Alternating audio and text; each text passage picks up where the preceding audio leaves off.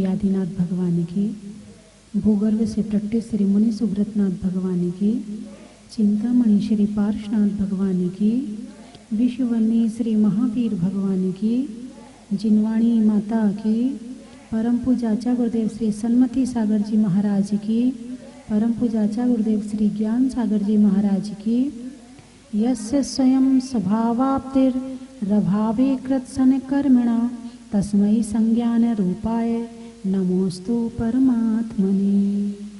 धर्म स्नेह बंधुओं, जैसे समुद्र में नदियों का पानी कब से आ रहा है, लाखों करोड़ों अरबों साल हो गए होंगे, है ना। आज तक समुद्र भर पाया क्या? नहीं भर पाया, है ना। यानी कि सारी नदियां पहाड़ों से उतर उतर के समुद्र में जाती हैं और एक दिन में करोड़ों लीटर पानी समुद्र को देती हैं। कितना? करोड़ों अरबों लीटर। लेकिन फिर भी समुद्र आज तक भर नहीं पाया, यानी तृप्त नहीं हो पाया। उसने कभी ये नहीं कहा बस बहुत हो गया, आज के बाद मुझे नहीं चाहिए, अब मैं तृप्त हो गया। वो कहता नहीं, लाओ जितना हो, नाले का पानी, नाली का पानी, नदी का पानी, जहाँ का पानी देना हो सब लेने तैयार हूँ। वो आज तक कभी तृप्त नहीं हो पाया। इसी बात को आचार्य पूज्यपाद स्वामी ने कल वाले श्लोक में बताया था। आरंभे तापकान प्राप्ता वा तृप्ति प्रतिपादकान अंते सुदुष त्यजान कामान कामः का सेवते सुधि। इस बात में कल बताया था कि जो भोग हैं वा तृप्ति प्रतिपादकान, कब से भोग रहे हैं ये भोजन, स्वादिष्ट स्वादिष्ट भोजन कब से कर रहे हैं। ये अच्छे अच्छे कपड़े कोई पहली बार पहन रहे हैं क्या? ये अच्छी इत्र सुगंध क्या पहली बार सूंघ रहे हैं क्या? कब से कर रहे हैं? ये भोग कब से भोग रहे हैं? चारों गति में यही तो किया है। चाहे देवगति में चले जाओ, वहां तो भोगों की कमी है ही नहीं है। पशु गति में चले जाओ, वहां भी सारे दिन भोजन ढूंढते हैं। हिरण है, खुशबू ढूंढता, भौरा है, खुशबू ढूंढता है, ढूंढते ढूंढते पहुंच जाता है बगीचे में, गार्डन में पहुंचकर खूब खुशबू लेता है। यहाँ पर वो क्या, इत्र नहीं, डियो छिड़क छिड़क के खुशबू लेते हैं। पतंगा है, उसे दीपक की लौ देख के अच्छा लगता है। मनुष्य है, उसे टीवी देख के अच्छा लगता है। आंखें तो आंखें हैं, चाहे दीपक की लौ देखे या टीवी देखे, देखना पसंद क्या है वो देख रही है। कहने का अभिप्राय मेरा ये है कि आचार्य पूज्यपाद स्वामी कल वाले श्लोक में बताते हैं कि भोगों को भोग भोग करके जिंदगी खत्म हो जाती है, मगर शरीर और इंद्री कभी तृप्त नहीं होती। बुढ़ापा आ जाता है, मुंह में दांत नहीं है खाने के लिए, फिर भी जरा तू भुट्टा सेंक के दे दे, जरा मूंगफली पीस के दे दे। इच्छाएं तृप्त नहीं होती हैं। आंखों में दिक्कत हो रही है, परेशानी हो रही, फिर भी मोबाइल चलाए जा रहे हैं। आंखों में शक्ति नहीं है देखने की, मगर इच्छाएं कहती चलाओ, ये भी देखो, ये भी देखो, ये भी करो। ये है भोग। क्या है? भोग। और किससे भोगे जाते हैं? इंद्रियों से भोगे जाते हैं। किससे भोगे जाते हैं? इंद्रियों से, शरीर के माध्यम से भोग भोगे जाते हैं। अब आज वाले श्लोक में आचार्य पूज्यपाद स्वामी कहते हैं कि ये शरीर क्या है, कैसा है? शरीर को जानते हो? शरीर में तो रहते हो, मगर शरीर को जानते हो कि नहीं जानते हो? नहीं जानते हो। तुम जो जानते हो वो अलग तरह से जानते हो। तुम्हारा जानना है वो अलग तरह से जानना है शरीर को, और जो आचार्य पूज्यपाद स्वामी ने जाना है वो किस तरह से जाना है वो हमें जानना है। जो हमने जाना है ऐसा तो अनादिकाल से जान रहे हैं, मेरा शरीर, मेरा सिर, मेरा पेट, मेरा हाथ, मेरे दांत, मेरा मुंह है, मेरे बाल, मेरी पीठ, मेरी कमर, ये तो अनादिकाल से मेरा मेरा कर रहे हैं। लेकिन इसके सही स्वरूप क्या है, ये शरीर की असलियत क्या है? आचार्य पूज्यपाद स्वामी ने कहा है कि भवंती प्राप्त यस संगम मशुचीनी शुचिन्यपि सा काया संततास पाया तदर्थम प्रार्थना वृथा। क्या कहते हैं? भवंती प्राप्त यस संगम, ये शरीर कैसा है? संगम, जो भी इसको छू ले। शुचिनी शुचि अशुचिन्यपि, यानी जो अशुचि है, जो शुचि यानी पवित्र चीज है, वो भी अशुद्ध हो जाती है। जो अशुद्ध चीज है वो भी शुद्ध हो जाती है। शुद्ध चीज अशुद्ध हो जाती है। अच्छा, कैसे? कभी प्रैक्टिकल किया आपने? हैं? दुनिया में सबसे पवित्र किसको माना है? गंगा के जल को। पूजा में भी आता ना कि गंगा जैसा पवित्र जल संसार में किसी भी नदी का नहीं। कितना पवित्र है? हैं? और जरा उसको लाके अपने शरीर पे लगा लो, पवित्रता उसकी रही? चली गई। उसने तुम्हें पवित्र किया या तुमने उसे अपवित्र कर दिया? अरे बोलिए ना, हैं? पानी को शुद्ध माना जाता है ना।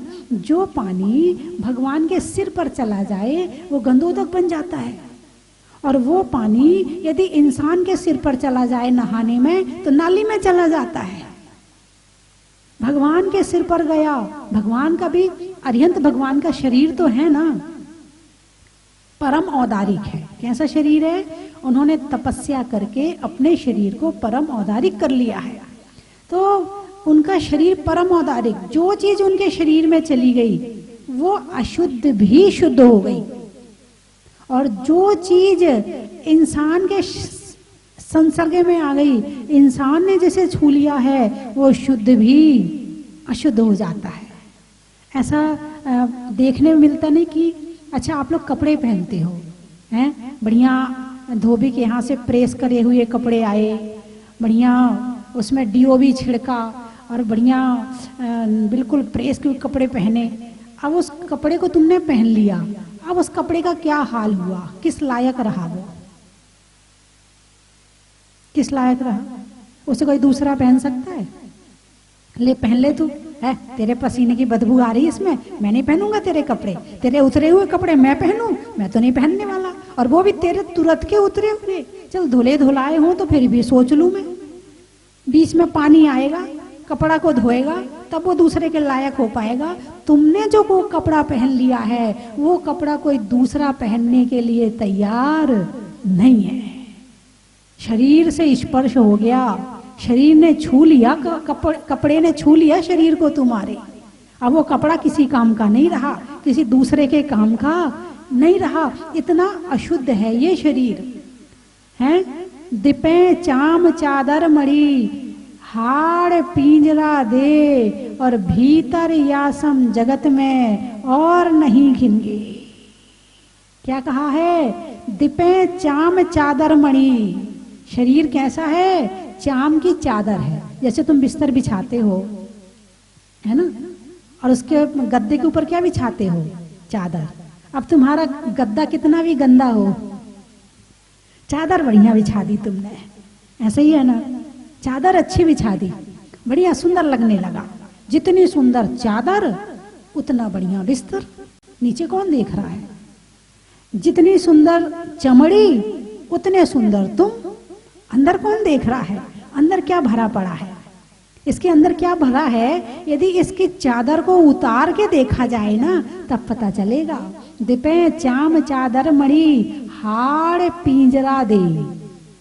हाड़ का तो एक पिंजरा है। हाड़ का क्या है? हड्डियों का एक पिंजरा बना हुआ है, उसके ऊपर नसों का जाल है, उसमें चर्बी है, उसमें अंदर जो मशीनें फिट होनी है वो मशीनें फिट हैं, खून है, पीप है, हड्डियां हैं। यदि कोई हड्डी को छू ले तो नहाना पड़ता? नहीं नहाना पड़ता? अरे बोलिए ना, अरे हड्डी पांव के नीचे आ गई थी, अब तो नहाना पड़ेगा, और वही हड्डी अंदर में है। बस अंतर इतना है कि ये जीव सहित है और वो जीव रहित है ना।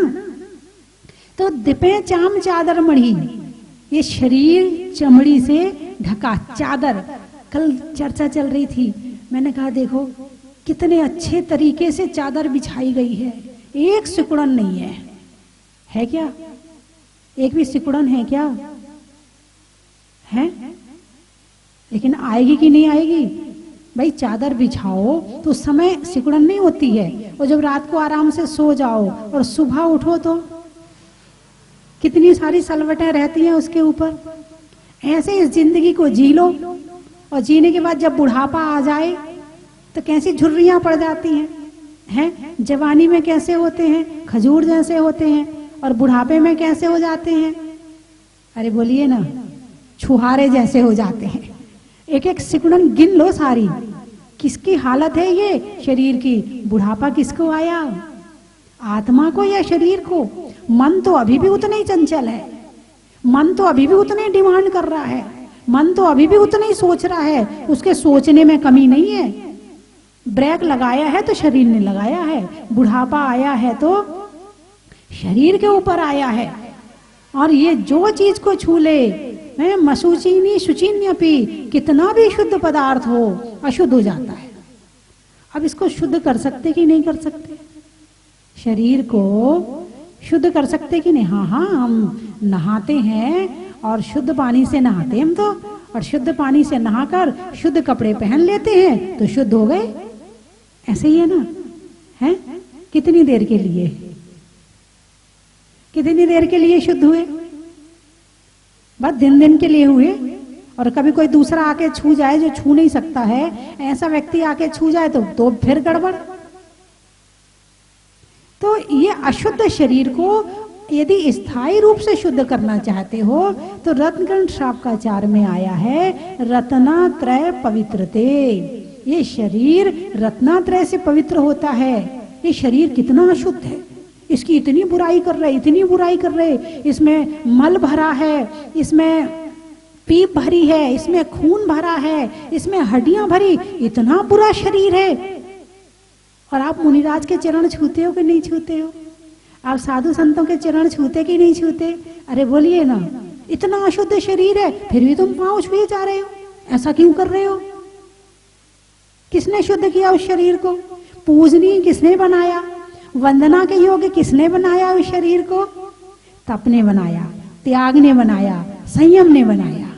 यदि इस शरीर से भोग भोगते हैं तो वैसे ही अशुद्ध पहले से है, और ज्यादा अशुद्ध हो जाता है। और इस शरीर से यदि तपस्या की जाती है तो ये अशुद्ध शरीर भी शुद्ध हो जाता है। कोयले का रंग क्या है? काला। एक अकबर अपनी सभा में बैठा हुआ है, कोयला लाया गया, बोले इसको सफेद करके बताओ। कोई सर्फ ला रहा है, कोई साबुन ला रहा है, कोई किसी तरह से उसको धोने को लगा हुआ है। सब ने खूब प्रयास किया मगर वो कोयला सफेद नहीं हुआ। फिर अकबर ने बीरबल की तरफ देखा, बीरबल ने कहा अच्छा महाराज अभी करता हूं। लाया वो माचिस और उसमें अग्नि लगा दी कोयले में, और थोड़ी देर के बाद वो जला, और जलने के बाद वो सफेद हो गया। राख कौन से कलर की होती है? राख का रंग क्या है? सफेद है। और कोयले का रंग क्या है? काला है। यदि काले को सफेद करना है तो कैसे हो सकते हैं? तपस्या के द्वारा। किसके द्वारा? तपस्या की अग्नि में तपकर ही कुंदन सोना बनता है और कोयला सफेद हो सकता है। ऐसे ही ये शरीर जो है, ये शरीर की शुद्धि चाहते हो तो इससे तपस्या करवाओ। जितना भोगों को भोगोगे उतना ये और अशुद्ध हो जाएगा, और जितनी इससे तपस्या करवाओगे ये शुद्ध होता चला जाएगा। और कितना शुद्ध होगा? इतना शुद्ध हो जाएगा, पूजनीय हो जाएगा, वंदनीय हो जाएगा। अब ऐसे देखा जाए तो शरीर किस चीज का बना हुआ है? इसका मतलब मटेरियल कहां से मिला इसको? है? अरे कुछ तो आपको पता होगा, इतना तो पता ही होगा कि शरीर का निर्माण किस चीज से किया गया है। वैसे तो आप लोग बहुत ज्ञानी हैं, ऐसी बात नहीं है, आप लोगों को बहुत सारा ज्ञान है, संसार का ज्ञान है भाई, भोजन कैसे बनाया जाता है, हलवे में क्या डाला जाता है, खीर में क्या डाला जाता है, और पापड़ में क्या डाला जाता है, किस चीज़ से निर्माण किया जाता है। आप बड़े होशियार हैं, थोड़ा सा इतना और बता दें कि शरीर का निर्माण किन वस्तुओं से हुआ। शरीर का, आत्मा का नहीं पूछ रही हूँ, शरीर का निर्माण किन वस्तुओं से हुआ है। अरे बोलो ना, मिट्टी से हुआ है और मिट्टी में मिल जाएगा। शरीर अच्छा भी है, बुरा भी है, इसका उपयोग हम क्या करते हैं। लेकिन सबसे पहली बात तो ये है कि इसकी अशुद्धता इतनी है कि इसकी अशुद्धि का ज्ञान करने से ही शरीर के प्रति वैराग्य भावना पैदा होती है और शरीर के प्रति मोह भाव कम होता है, भोगों से अनासक्ति होती है और भोग भोगने की भावना दूर होती है। शरीर की अशुद्धि और शरीर की व्यर्थता को जान करके, और जब व्यर्थता को जानेंगे अब सार्थकता पे आओ कि भाई सार्थक क्या है। आगे आगे श्लोकों में बहुत अच्छी अच्छी बात आ रही है। इसमें शरीर की अशुद्धि के साथ तो बहुत सारी बातें बताई हैं। भाई रात भर सो गए, रात भर सोए, सुबह बिना नहाए मंदिर आ सकते हो? क्यों नहीं आ सकते हो? क्या हो गया? रात में आपने क्या किया? ऐसा क्या हुआ जो रात को सोए तो सुबह उठ के नहाना पड़ा आपको? मुनिराज तो नहीं नहाते, सो के उठ के सीधे सामायिक करते हैं, ध्यान करते हैं, प्रतिक्रमण करते हैं और मंदिर पहुंच जाते हैं। उन्हें तो नहाने की जरूरत नहीं पड़ती है, तो तुम्हें क्यों नहाना पड़ा? क्योंकि अशुद्धि कहाँ है? भावों में है। अशुद्धि कहाँ है? भावों में है। शुद्ध किसे करना है? भावों को शुद्ध करना है। शरीर की शुद्धि किससे होगी? भावों से होगी। भावों से भोग छोड़ दिए। अब एक व्यक्ति ने रात भर कोई भोग नहीं भोगे, केवल सोया सोया है बिस्तर पे, फिर भी अशुद्ध हो गया। वो भावों से भोग भोग रहा है, मोह का भोग भोग रहा है। हैं? मोह में कितनी तरह के भोग होते हैं, वो सारे भोगों को भोग रहा है। एक समय में अनंत विचार आ सकते हैं। उन विचारों के माध्यम से जो पाप कर्म का अशुद्ध आश्रय हुआ है उससे अशुद्धि आई है।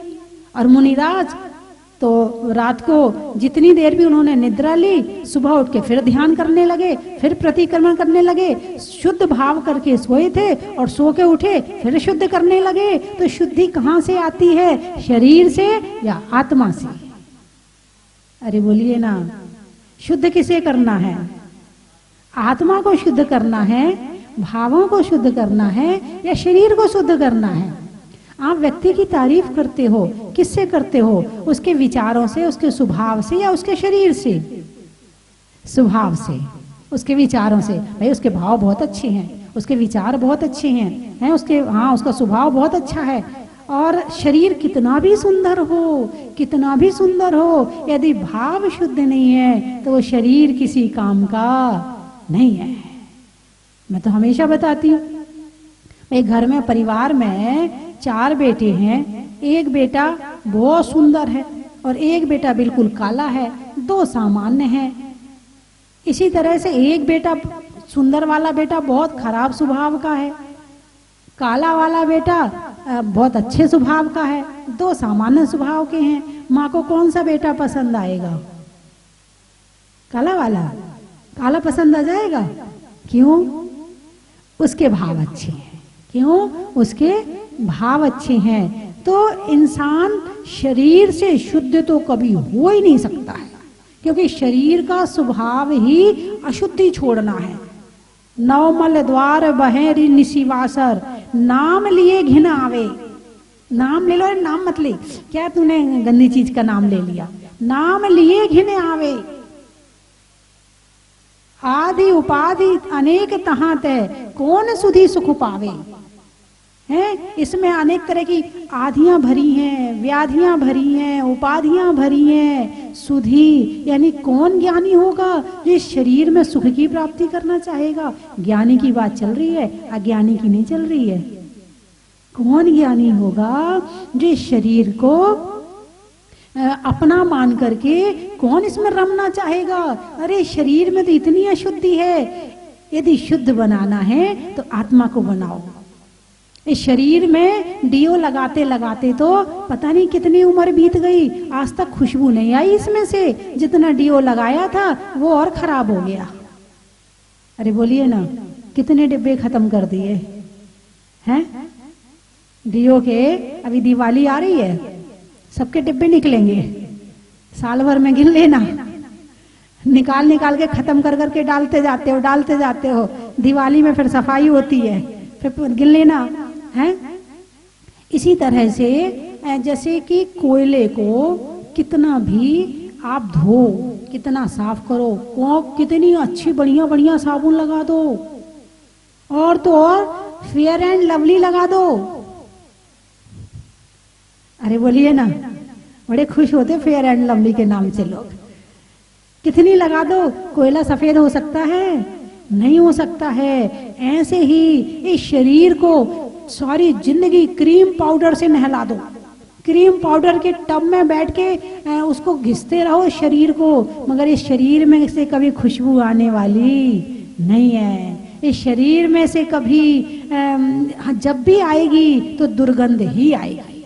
जरा 2-4 दिन नहाओ मत, असलियत पता चल जाएगी शरीर की। आंखों का मैल, कानों का मैल, नाकों का मैल, मुंह में कुल्ला मत करो। दिन भर सारे दिन कुल्ला करते, सुबह से शाम, फिर जाओगे फिर कर लोगे, फिर जाओगे फिर कर लोगे, फिर नाक साफ कर लोगे, फिर मुंह साफ कर लोगे, फिर बाल धो लोगे, अच्छे अच्छे शैम्पू से बाल धो लोगे। ये तो इसीलिए तुम्हारे देखने लायक है। यदि पानी ना हो ना तो पता चल जाएगी क्या है। जहां पर पानी की कमी होती है उनसे पूछो कि पानी क्या चीज होती है। तुम्हें दिन भर मिलता है, तुम सारे दिन सफाई करके हाथ पांव बिल्कुल क्लीन रखते हो, इसलिए लगता कि हाँ ये रहने लायक साफ सुथरा स्थान है। वरना ये शरीर तो इतना अशुद्ध है, इतना अशुद्ध है, इतना अशुद्ध है कि हमारे भगवान इसको छोड़ के चले गए। यदि शरीर में सुख होता, इन भोगों में सुख होता, तो तीर्थंकर भगवान छोड़ के जाने वाले नहीं थे। तो इसमें बैठी हुई आत्मा बहुत कुछ कहती है, हम सुनते नहीं हैं। शरीर के लिए, शरीर के कारण से कितना आत्मा को कष्ट हो रहा पता है? भवंती प्राप्त यस्संगम मशुचीनी शुचिन्यपि सा काया संतदास पाया तदर्थम प्रार्थना वृथा। इस काया के लिए, ऐसी अशुद्ध काया के लिए प्रार्थना करना वृथा है। तदर्थम प्रार्थना वृथा है। भगवान के सामने जाते हैं, बाल सफेद हो रहे, हे भगवान आजकल तो बाल सफेद हो गए मेरे, तो भगवान जरा छत्र चढ़ा दो, भगवान मेरे बाल सफेद ना हो। शरीर मान जाएगा? अरे बोलिए ना, नहीं मानेगा। अच्छा, इतनी सेवा करते, यदि तुम किसी की इतनी सेवा करो और वो तुम्हारी बात ना माने, गुस्सा आएगा नहीं आएगा? बोलिए ना, आप किसी की सेवा करो और वो आपकी बात ना माने तो गुस्सा आएगा कि नहीं आएगा? आएगा ना। अब आपने 40 साल इस बालों को धोया, इतना बढ़िया बढ़िया तेल लगाया, फिर भी सफेद हो गए, गुस्सा नहीं आया आपको? चलो महावीर जी जाके छत्र चढ़ा देना, तो फिर नहीं होंगे बाल सफेद? अरे बोलिए ना, होंगे। क्यों? शरीर का स्वभाव ऐसा है। तदर्थम प्रार्थना वृथा, इसके लिए प्रार्थना करना वृथा है। अच्छा, बुढ़ापा आ जाता है शरीर पे, कितना आईना देख लो, कितने क्रीम लगा लो, कितने ब्यूटी पार्लर चले जाओ, कितना आप कुछ भी कर लो, इस शरीर पे बुढ़ापा तो आना ही आना। चलो जहाजपुर में विधान करवा लो कि भगवान मुझे बुढ़ापा ना आए, तो बुढ़ापा तो नहीं आएगा, कुछ तो अतिशय होना चाहिए। बोलिए, हो सकता नहीं हो सकता? नहीं हो सकता, बुढ़ापा आएगा ही आएगा। क्यों?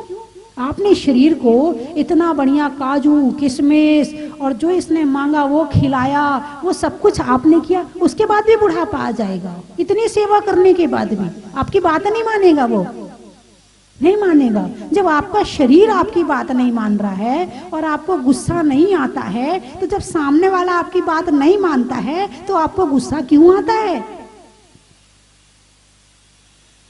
बात समझ में आई कि नहीं आई? चिंतन का विषय है, सोचने का विषय है। जिस शरीर के साथ मैं रहता हूं जिस शरीर की मैं इतनी सेवा करता हूँ, सो के उठ के लेके रात तक खिलाता हूँ, पिलाता हूँ, सुलाता हूँ, अच्छे अच्छे गद्दों में, डनलप के गद्दों में, फिर भी ये मेरी बात नहीं मानता, जब चाहे बीमार हो जाता है। तुम्हारे कहने से बीमार होता क्या?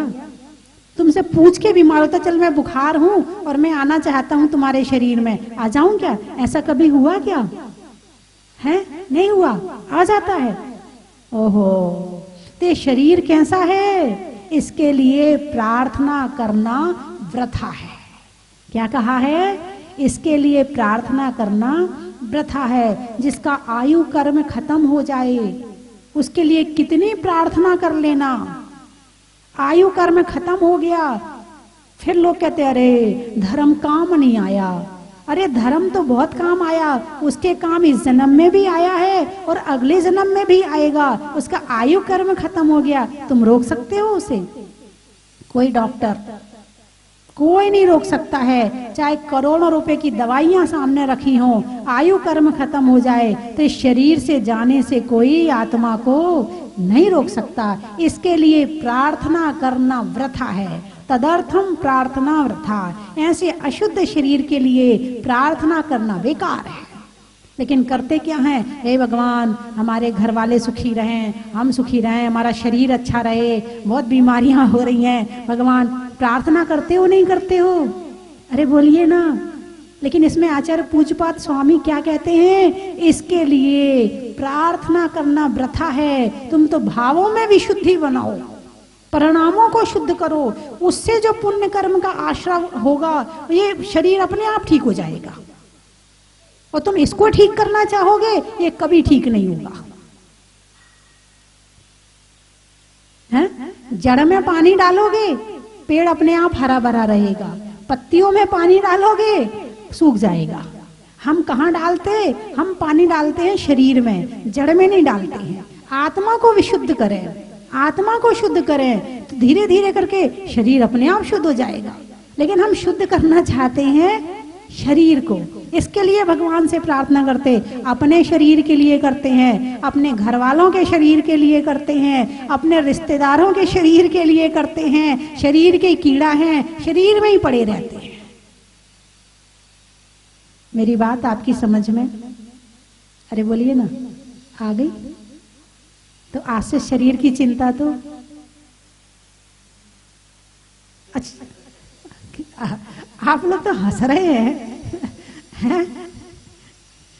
शरीर से इतना मोह जुड़ा हुआ है, इतना मोह जुड़ा हुआ है। प्रवचन तो आपने आधा घंटे के लिए सुना है, मगर आपको जो मोह भाव है वो अनादि काल का है। लेकिन ऐसा नहीं है कि छोड़ नहीं सकते। धीरे धीरे धीरे करके अभ्यास के द्वारा सब चीज संभव है। चिंतन के द्वारा, विचारों के द्वारा सब चीज संभव है। विचारों से तो छोड़ना है, मैं शरीर को छोड़ने तो नहीं कह रही ना, विचारों के माध्यम से ही तो छोड़ना है ना। कौन सी कठिन बात है बताइए? भाई आपके पास नोट रखे हैं, रखे रहो, जेब में है, जेब में रखे रहो। मैं नोटों को निकाल के बाहर करने नहीं कह रही हूँ, मैं कह रही जेब में नोट रखे हैं, रखे रहो, इससे मुंह छोड़ दो, इसमें कोई दिक्कत तो नहीं है। कहना ये अनादि काल का मोह है, इसको छोड़ना कठिन तो है, असंभव नहीं है। एक बात ध्यान रखना, जो काम हमारे भगवान ने किया है, क्या वो काम हम नहीं कर सकते? क्या वो काम करने की शक्ति हमारे अंदर नहीं है?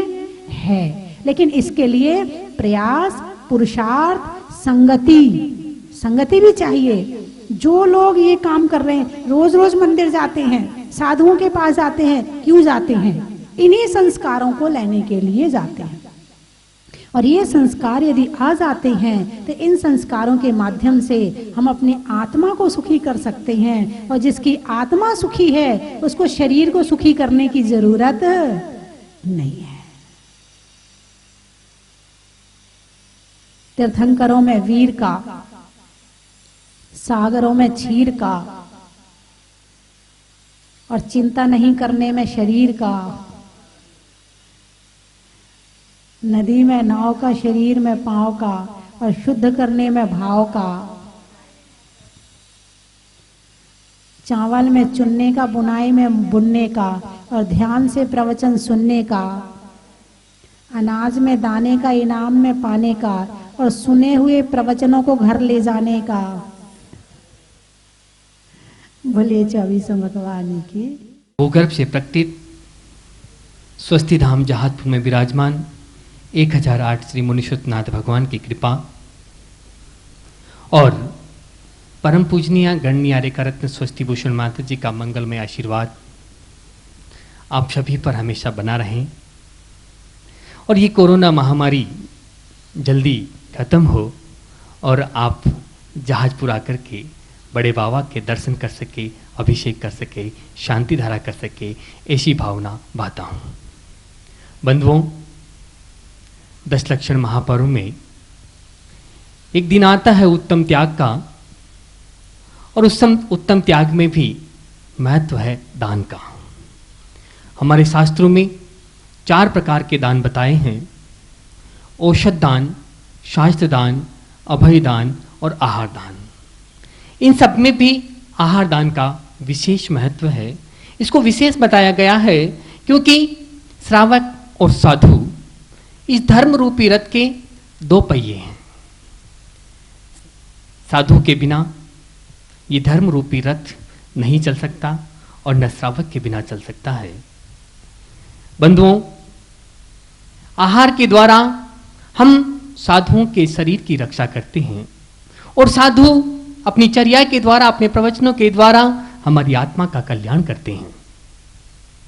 इसीलिए आहार दान का विशेष महत्व बताया गया है और यह आहार दान की परंपरा चली है भगवान आदिनाथ के समय से। भगवान आदिनाथ को सबसे पहला आहार दिया था राजा श्रेयांस ने और उसी समय से यह परंपरा चलती आ रही है और इस परंपरा को हमें भी आगे बढ़ाना है। बंधुओं, स्वस्ति धाम जहाजपुर में 18 जून 2014 को भगवान को जब अस्थायी मंदिर में विराजमान किया गया, तब से लेकर के जब ये जहाज मंदिर बन चुका है, भगवान जहाज मंदिर में विराजमान हो चुके हैं।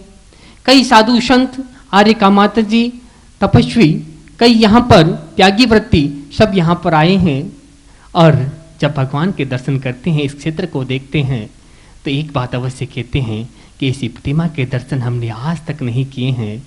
तो बंधुओं, यहाँ पर उन साधु संतों की त्यागी वृत्तियों की आहार की व्यवस्था के लिए पूज्य गुरु माँ स्वस्ति भूषण माता जी की मंगल में प्रेरणा से एक आहार दान ध्रुव फंड स्थापित किया जा रहा है। आप सभी से मेरा निवेदन है, आप इस ध्रुव फंड में सहभागी बने, अपनी चंचला लक्ष्मी का सदुपयोग करें, पुण्यार्जन करें। बंधुओं, आप 1,11,000 रुपये की न्योछावर राशि से शिरोमणि संरक्षक के रूप में अपना नाम दे सकते हैं। 51,000 रुपये की न्योछावर राशि से परम संरक्षक, 31,000 रुपये की न्योछावर राशि से संरक्षक मंडल में जोड़ सकते हैं।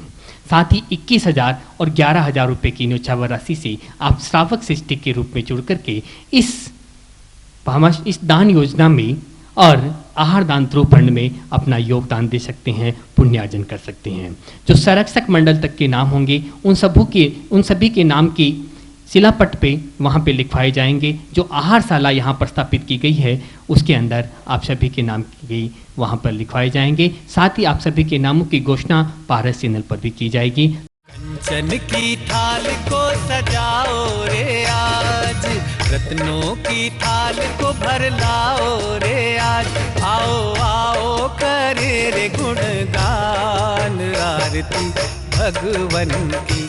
आओ आओ करे गुणगान आरती भगवन की। आओ आओ करे रे गुणगान आरती भगवन की।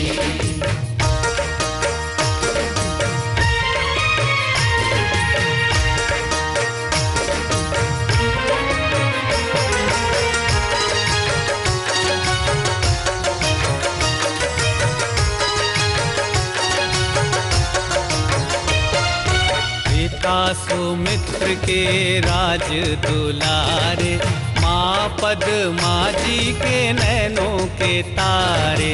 पिता सुमित्र के राज दुलारे, माँ पद्मा जी के नैनों के तारे। राजगृही में जन्म लियो आप, राज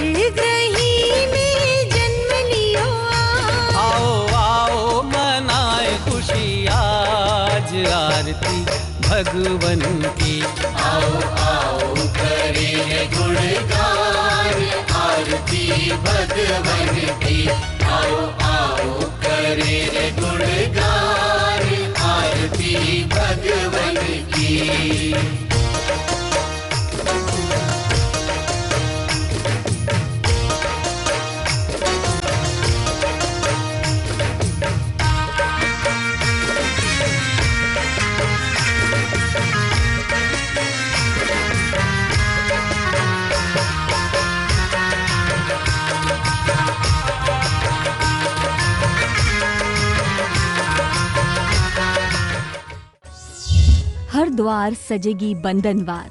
भगवान श्री मुनि सुव्रतनाथ की भक्ति में झूमेगा सारा संसार। श्री 1008 मुनि सुव्रतनाथ दिगंबर जैन अतिशय क्षेत्र स्वस्ति धाम जहाजपुर राजस्थान में 51 दिनों तक लगातार मनाया जाएगा परम विदुषी लेखिका गणिनी आर्यका श्री 105 स्वस्ति भूषण माताजी का 51वां भव्य अवतरण महामहोत्सव। शुभ दिवस 1 नवंबर 2020। इस पावन प्रसंग में 11 सितंबर से 31 अक्टूबर 2020 तक 51 दिन 51 मुनि सुव्रतनाथ विधान व शांति धारा आपके एवं आपके परिवार के नाम से न्यौछावर राशि 5100 रुपए। 51 दिन में 51 लाख जाप। आज ही निशुल्क रजिस्ट्रेशन कराएं। अपना और अपने शहर का नाम जाप की संख्या के साथ दिए गए नंबर पर व्हाट्सएप करें। महोत्सव में नृत्य, भक्ति, नाटिका मंचन, आकर्षक पुरस्कार लुभाएंगे भक्तों का मन। मुख्य आकर्षण में होगा 1 नवंबर 2020 को शुभकामना परिवार का राष्ट्रीय डिजिटल अधिवेशन। बैंक खाता विवरण निम्न प्रकार है। खाते का नाम श्री मुनि Suvratnath Digambar Jain Atishay Kshetra Swasti Dham Jahazpur. Punjab national bank account number 87405100000070। IFSC code PUN B0874-500। Bank of Baroda account number 0799010001768 IFSC code BARB 0JAHAJP। पुण्य कमाने का सुअवसर जाने नहीं दें। आज ही संपर्क करें।